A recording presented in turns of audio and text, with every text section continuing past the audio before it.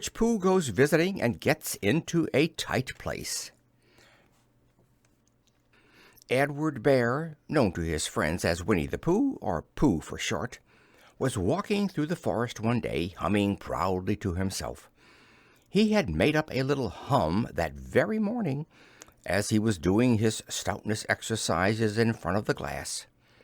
Tra-la-la, tra-la-la, as he stretched up as high as he could go. And then, tra-la-la, tra-la, oh, help, la, as he tried to reach his toes. After breakfast he had said it over and over to himself until he had learnt it off by heart. And now he was humming it right through properly. It went like this.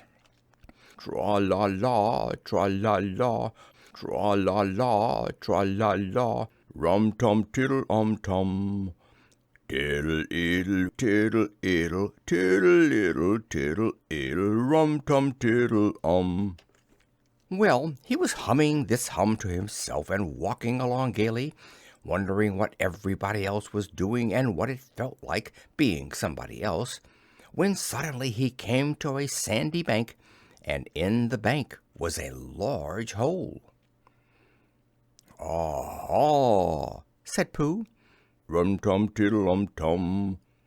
If I know anything about anything, that hole means rabbit," he said. "And rabbit means company," he said. "And company means food, and listening to me humming and such like. Rum-tum-tiddle-um." So he bent down, put his head into the hole, and called out, "Is anybody at home?" There was a sudden scuffling noise from inside the hole, and then silence. "What I said was, is anybody at home?" called out Pooh very loudly. "No," said a voice, and then added, "You needn't shout so loud. I heard you quite well the first time." "Bother," said Pooh. "Isn't there anybody here at all?" "Nobody." Winnie the Pooh took his head out of the hole and thought for a little, and he thought to himself, "There must be somebody there, because somebody must have said nobody." So he put his head back in the hole and said, "Hello, Rabbit, isn't that you?" "No," said Rabbit, in a different sort of voice this time. "But isn't that Rabbit's voice?"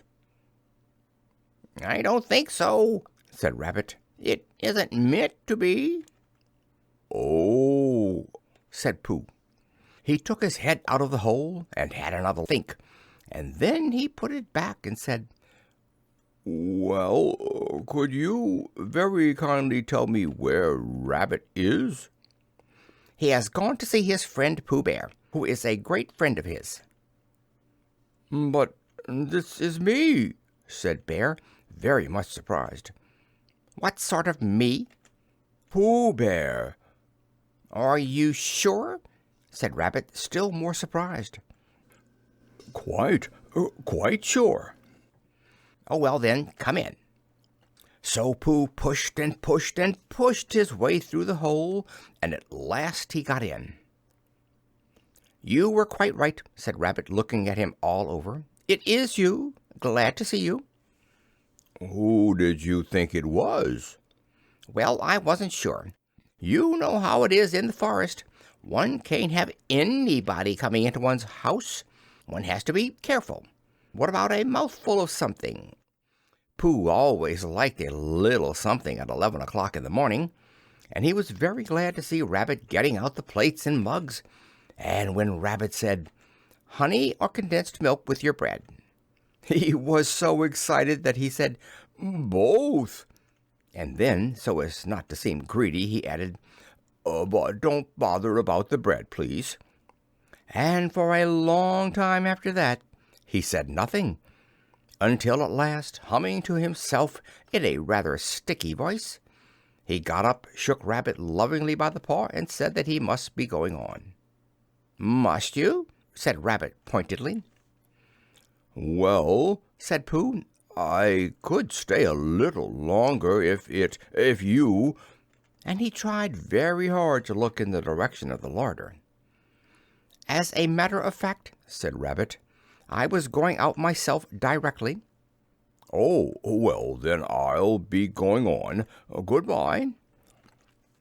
Well, goodbye, if you're sure you won't have any more. Is there any more? Asked Pooh quickly. Rabbit took the covers off the dishes and said, No, there wasn't. I thought not, said Pooh, nodding to himself. Well, goodbye, I must be going on. So he started to climb out of the hole. He pulled with his front paws and pushed with his back paws, and in a little while his nose was out in the open again, and then his ears, and then his front paws, and then his shoulders, and then— "Oh, help!" said Pooh. "I'd better go back." "Oh, bother," said Pooh. "I shall have to go on." "I can't do either," said Pooh. "Oh, help and bother." Now by this time Rabbit wanted to go for a walk too, and finding the front door full he went out by his back door and came round to Pooh and looked at him. "Hello, are you stuck?" he asked. "No," said Pooh carelessly. "Just resting and thinking and humming to myself." "Here, give us a paw." Pooh Bear stretched out a paw, and Rabbit pulled and pulled and pulled. "Oh!" cried Pooh. "You're hurting." "The fact is," said Rabbit, "you're stuck." "It all comes," said Pooh crossly, "of not having front doors big enough." "It all comes," said Rabbit sternly, "of eating too much. I thought at the time," said Rabbit, "only I didn't like to say anything," said Rabbit. "That one of us was eating too much," said Rabbit. "And I knew it wasn't me," he said. Well, I shall go and fetch Christopher Robin." Christopher Robin lived at the other end of the forest, and when he came back with Rabbit and saw the front half of Pooh, he said, "Silly old bear," in such a loving voice that everyone felt quite hopeful again. "I was just beginning to think," said Bear, sniffling slightly, "that Rabbit might never be able to use his front door again, and I should hate that," he said. "So should I," said Rabbit. "Use his front door again?" said Christopher Robin. "Of course he'll use his front door again." "Good," said Rabbit. "If we can't pull you out, Pooh, we might push you back." Rabbit scratched his whiskers thoughtfully and pointed out that when once Pooh was pushed back, he was back, and of course nobody was more glad to see Pooh than he was. Still, there it was. Some lived in trees and some lived underground, and— "You mean I'd never get out?" said Pooh. "I mean," said Rabbit, "that having got so far, it seems a pity to waste it." Christopher Robin nodded. "Then there's only one thing to be done," he said. "We shall have to wait for you to get thin again." "How long does getting thin take?" asked Pooh anxiously. "About a week, I should think." "But I can't stay here for a week." "You can stay here all right, silly old bear. It's getting you out which is so difficult." "We'll read to you," said Rabbit cheerfully. "And I hope it won't snow," he added. "And I say, old fellow, you're taking up a good deal of room in my house. Do you mind if I use your back legs as a towel horse? Because, I mean, there they are, doing nothing, and it would be very convenient just to hang the towels on them." "A week," said Pooh gloomily. "What about meals?" "I'm afraid no meals," said Christopher Robin, "because of getting thin quicker. But we will read to you." Bear began to sigh, and then found he couldn't because he was so tightly stuck, and a tear rolled down his eye as he said, "Then would you read a sustaining book, such as would help and comfort a wedged bear in great tightness?"